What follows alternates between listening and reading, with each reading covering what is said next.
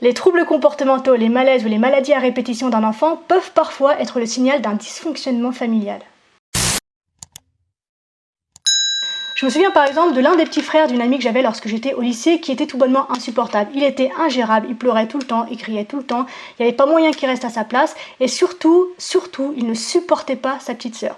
Jusqu'au jour où les parents, en ayant marre, se sont tournés vers un pédopsychiatre et lors d'un entretien privé avec les parents, est venu sur le tapis le sujet d'une fausse couche que la mère avait vécue et dont il n'avait absolument jamais parlé à personne et qui, comme par hasard, avait eu lieu juste après la naissance de ce petit garçon et juste avant la naissance de la dite petite sœur. Et donc, par son comportement, par son ingérabilité, le petit garçon manifestait la douleur de la famille à l'égard de ce moment particulièrement douloureux. Un autre exemple que j'ai en tête, c'est celui du petit garçon d'une de mes clientes. Un petit garçon qui, à 9 ans, s'est mis à souffrir d'énurésie, s'est mis à sucer à nouveau son pouce, il s'est mis à faire le bébé sans que la mère ne comprenne d'où pouvait provenir ce changement brusque de comportement de son petit garçon, jusqu'au moment où elle a évoqué avec moi une conversation, une dispute même qu'elle a eue avec son mari, au cours de laquelle elle aurait évoqué son envie de le quitter. Ce à quoi le père aurait répondu qu'elle avait le droit de le faire, que c'était son droit, mais qu'il était hors de question qu'elle parte avec son petit garçon et que du coup, à un âge aussi petit, ça reviendrait à un abandon d'enfant et donc ce serait indigne de la mère qu'elle prétendait vouloir être. Et évidemment, le petit garçon avait surpris la conversation, alors que, en journée, lorsqu'ils étaient tous les trois, les parents essayaient de faire croire à l'enfant que tout allait bien. Mais, du coup, l'enfant, par ses difficultés nouvelles, espérait pouvoir maintenir en fait la sécurité et la systémique familiale qui s'était développée et qui le mettait en sécurité jusque-là. Et un dernier exemple que j'ai envie d'évoquer avec toi, c'est celui d'une autre de mes clientes, avec sa petite fille. Cette fois-ci, une petite fille qui, à 7 ans, n'avait jamais été capable encore de faire une nuit complète.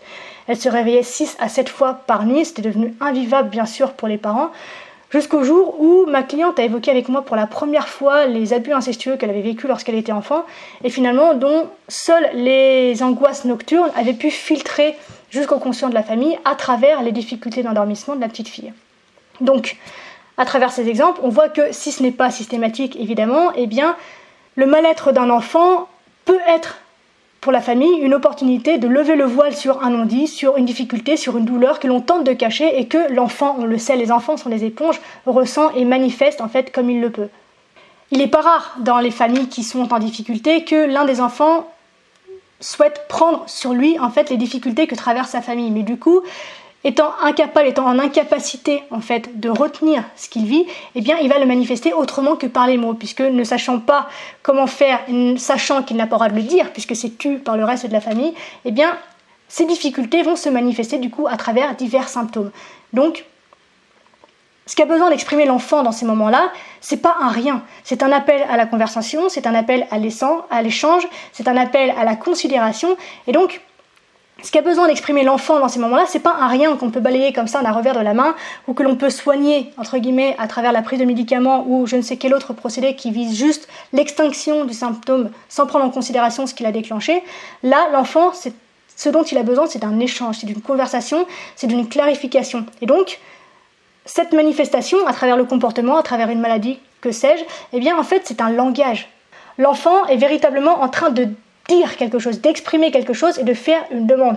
Et donc, il est en train de manifester, de dire quelque chose qui est important autant pour lui que pour sa famille. Et ce, quelle que soit en fait la nature du langage utilisé. Donc ici, il faut être capable de lire à travers un langage qui va parfois être psychosomatique, donc peut-être de l'ordre de crise d'asthme, peut-être à travers des plaques d'eczéma ou par exemple des otites ou des angines à répétition.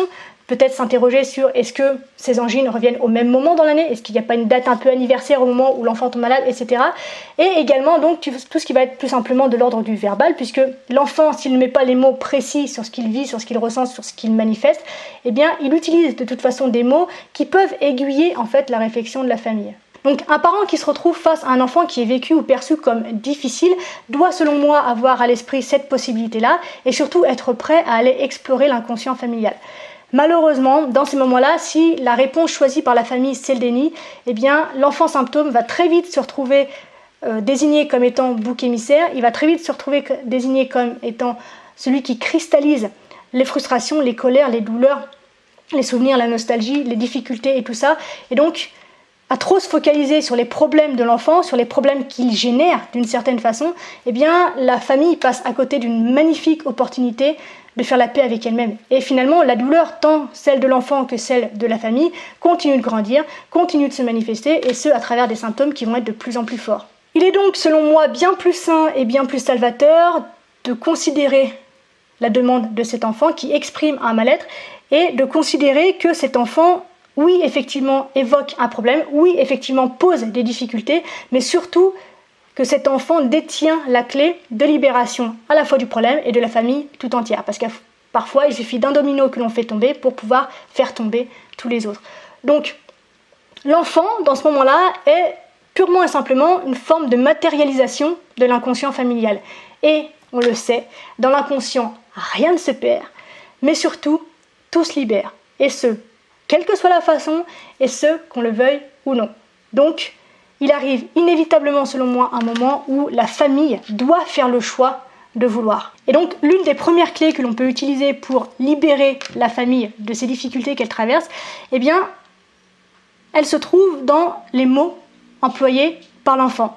Purement et simplement, au sens propre. C'est je prends la phrase telle qu'elle, dite par mon enfant, je la pose sur papier et après je peux user de mes conceptions d'adulte pour métaphoriser le message qui m'a été transmis.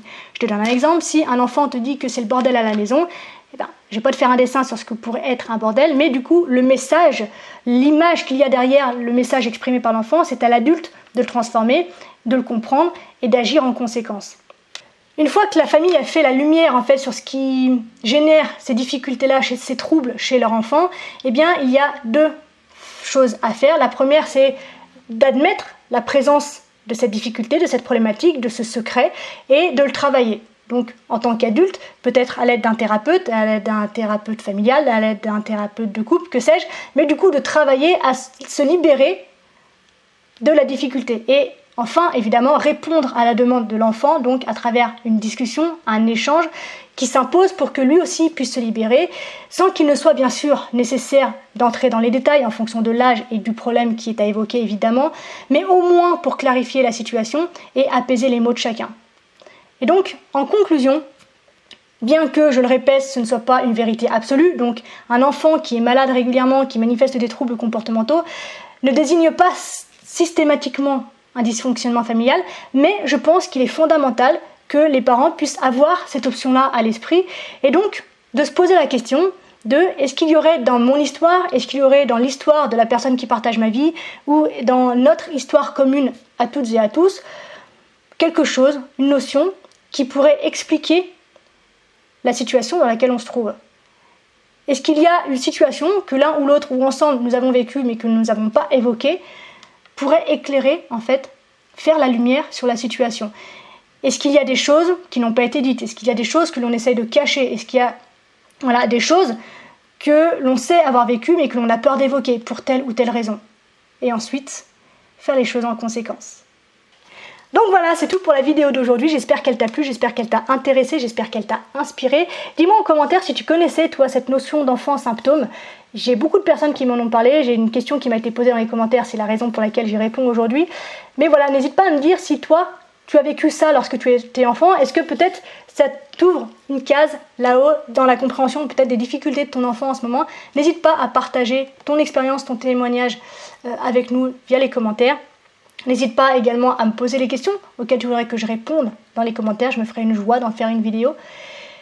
Et puis voilà, ce que je vais te demander, je le fais pas souvent, mais j'évoque sur YouTube des sujets qui sont pas forcément très amusants pour l'algorithme. Donc du coup, je pense que celui-là va se faire squeezer. Donc je te demande si cette vidéo t'a plu, si tu as envie de soutenir mon travail et si tu as envie d'aider peut-être des gens, des parents qui sont en difficulté avec leur enfant, avoir une nouvelle idée, un nouvel angle de réflexion, eh bien je te demande de partager cette vidéo afin qu'elle puisse être vue, afin qu'elle puisse être mise en avant et qu'un maximum de personnes puissent avoir accès à cette nouvelle information. Je te remercie si tu le fais, je te remercie si tu le fais pas, je t'aime, quel que soit ton choix. Bref, on se retrouve très vite dans une prochaine vidéo. D'ici là, bien sûr, prends soin de toi, sois reconnaissant envers la vie et surtout n'oublie jamais que tu es la personne la plus importante de ta vie et que, de ce fait, tu mérites ce qu'il y a de meilleur. Je t'aime, à la revoyure.